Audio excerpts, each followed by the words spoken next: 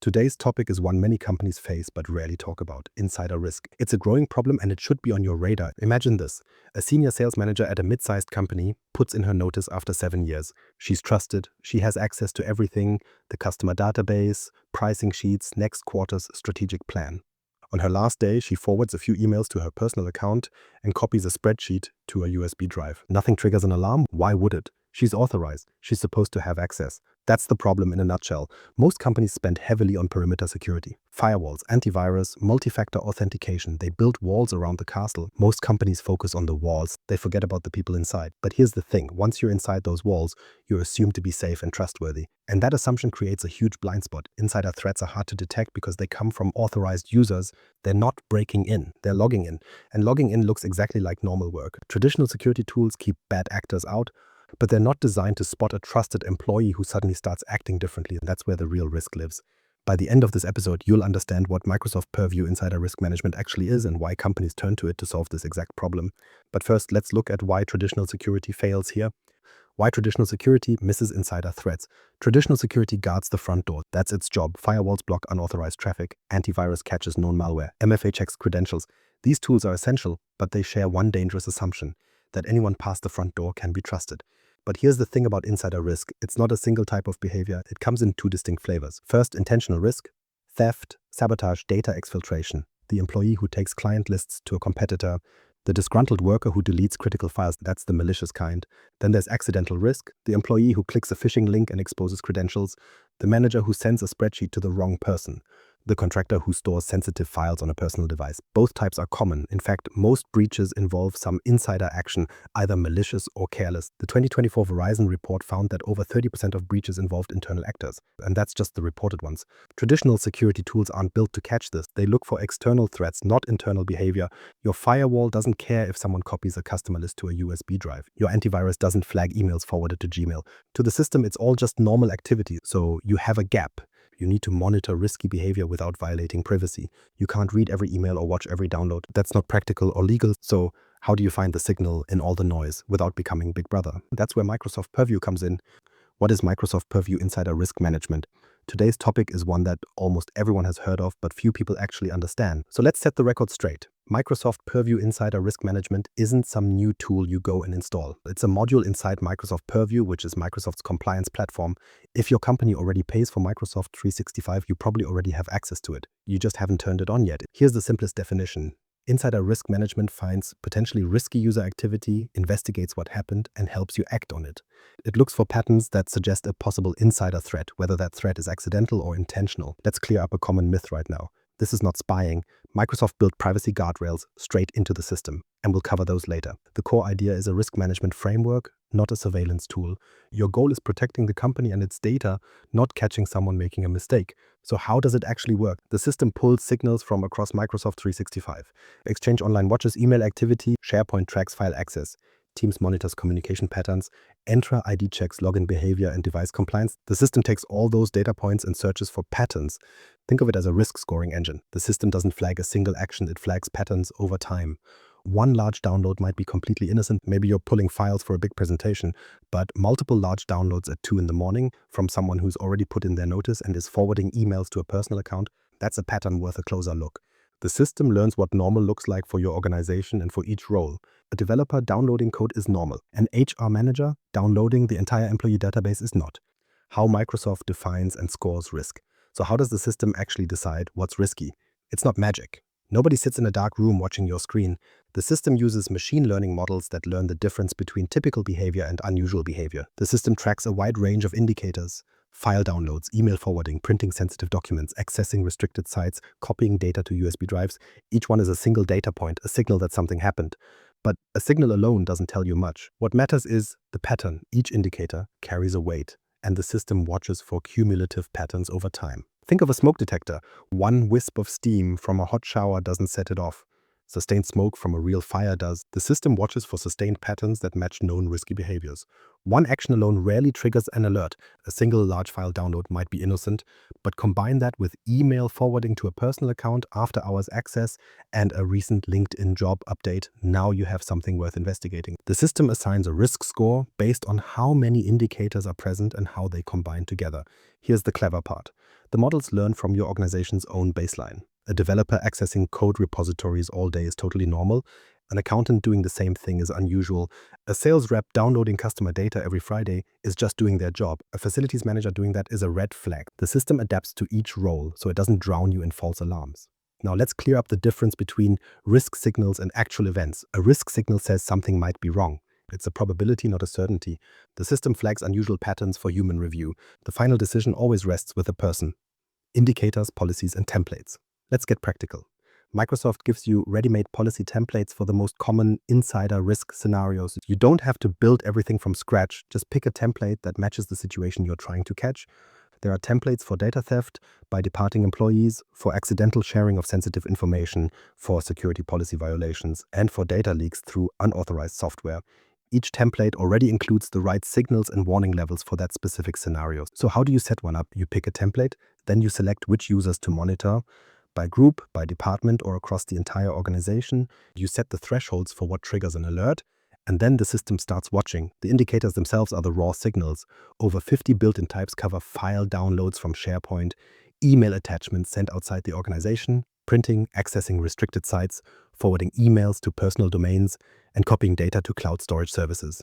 Microsoft adds new ones regularly, but here's where the real power comes in. You can bring in external signals too.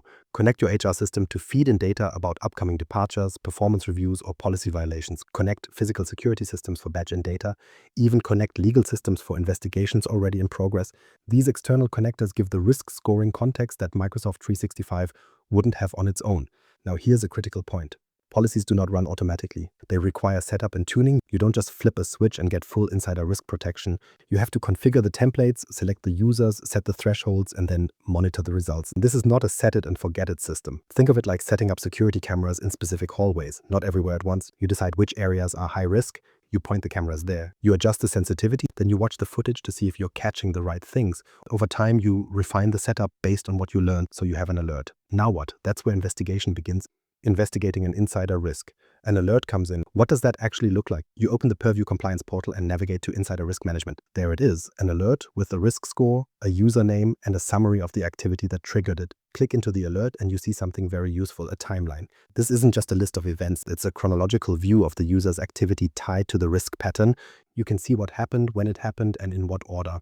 Did the file downloads come before or after the email forwarding? Was there a pattern of after-hours access that escalated over several days? The timeline makes the sequence clear. Here's a smart design choice Microsoft got right. You can view the evidence without revealing everything to the user. The investigator sees the activity, but the system doesn't expose the content of emails or documents unless you explicitly choose to reveal it. This is privacy by design. You can assess the risk pattern without reading someone's private correspondence. If you need to see the actual content to confirm a suspicion, you can escalate to a deeper investigation.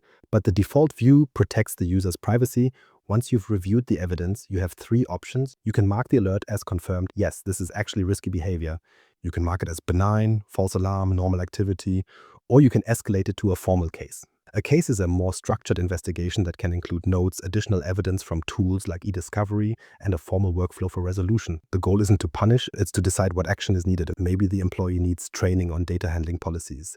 Maybe a warning is enough. Or maybe the situation warrants termination or legal action. The system gives you the information you need to make that decision, but it doesn't make the decision for you. All of this sounds powerful, but what about privacy? Microsoft thought of that privacy guardrails and compliance. So let's tackle the question that always comes up when I talk about insider risk monitoring. Isn't this just surveillance? Doesn't Microsoft want to watch your every move and report back to your boss? The short answer is no, and here's why.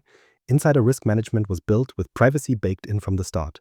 Privacy isn't slapped on as an afterthought.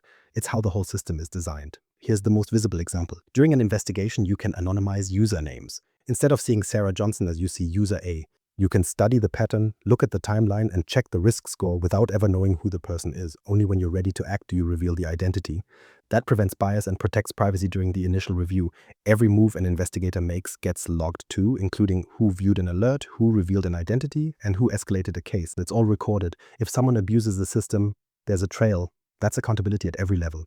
The policies themselves need explicit admin approval before they activate, so nobody can accidentally flip on insider risk monitoring for the whole company. Alerts also come with a limited shelf life and don't sit in the system forever. After a set period, they get purged automatically unless you've escalated them into a case. That addresses the biggest fear of this becoming a permanent surveillance tool. It doesn't work that way. Think of it as a risk management framework with clear boundaries and built-in controls. Microsoft even provides a data privacy impact assessment template to help you document your compliance with local laws. If you're in Europe, that covers GDPR. If you're in California, that covers CCPA. The template walks through the privacy implications so you can decide what makes sense for your organization. So is this only for big corporations? Let's look at some real examples, real-world scenarios and when to use it. Time to make this concrete. Here are 3 situations where insider risk management actually makes a difference. First, imagine an employee gives 2 weeks notice because they're moving to a competitor. In their final days, they start pulling up files they haven't touched in months, like customer contracts, pricing models, and strategic plans, and they forward a few emails to their personal Gmail. Nothing dramatic happens on any single day, but the pattern tells the story of a departing employee suddenly grabbing historical data and sending it outside the company. The system flags it, an investigator reviews the timeline, sees the escalation over several days, and can step in before that employee walks out the door with sensitive information. Second, someone in accounting accidentally shares a spreadsheet containing customer payment details, bank account numbers, and contact information. They meant to send it to a colleague but typed the wrong email address. The system detects sensitive data heading to an external recipient who has never received this kind of information before, and an alert fires. The investigator sees the pattern of first-time external sharing of classified data. They can notify the user, recall the email if possible, and offer training on how to handle data properly. Third, an employee installs an unauthorized cloud storage app on their work laptop. The app starts syncing files from their documents folder to a personal Dropbox account, and the system detects the unapproved software installation and the unusual outbound data transfer. It flags this as a security policy violation. The investigator reviews the activity and decides whether it was a mistake or a deliberate attempt to take data out of the organization. The response could be a warning, or it could escalate to a full forensic investigation. Each of these scenarios triggers a different policy template and a different response workflow. Data theft by departing employees runs on one template. Accidental oversharing uses another. Security policy violations use a third. The system adapts to what is actually happening. Now, is this only for giant enterprises with thousands of employees? No. Any company with more than a few hundred employees should start thinking about insider risk. Smaller companies can use simpler tools like Compliance Manager for basic data governance. But if you have sensitive data, people leaving the company, and a need to understand what's going on inside your organization, insider risk management is worth a serious look. So how do you start using this today? Implementation challenge. You don't need to roll this out across the whole company on day one, and actually you shouldn't. Start small. Begin with your compliance team. Look at the templates Microsoft provides, read the descriptions, and figure out which ones fit your biggest risks. Do you have a lot of people leaving the company? Do you deal with accidental data leaks often? Pick 1 or 2 templates that match your most urgent problems. From there, try it with a pilot group. Pick a small department like finance or HR, or even a single team that's excited to test it. You don't need to monitor everyone to learn how the system works. After that, spend about 30 days tuning the thresholds. Expect false positives at first because the system doesn't know your organization yet. It might flag something that looks weird but is perfectly normal for your team. That's okay. Mark those alerts as benign. Over time, the system learns and the false positives drop. And don't forget to train your investigators. They need to understand the review workflow and the privacy controls. Show them how to hide usernames and how to escalate a case. Make sure they know the difference between a risk signal and a confirmed threat. Most companies start seeing useful alerts within 2 weeks once the system is set up right. But remember, this is a journey, not a one-time install. You'll keep improving the policies, adding new indicators, and adjusting thresholds as your organization changes. So here's the bottom line. Insider risk is a real blind spot in most companies. Traditional security locks the front door but trusts everyone inside. Microsoft Purview Insider Risk Management gives you a clear way to close that gap. It spots patterns, helps you investigate, and guides you to the right action. This isn't about distrusting your employees. It's about protecting the company and the data everyone depends on. The key takeaway is simple. Start small, tune often, and always respect privacy. The system is built to work with those boundaries, not against them. If this episode helped you understand insider risk management a little better, hit subscribe. Leave a comment about how your company handles insider risk. I read every single one. And share this with someone in compliance or IT who needs to understand this topic. They'll thank you. I'm Mirko Peters from M365 FM. See you in the next Knowledge Nugget.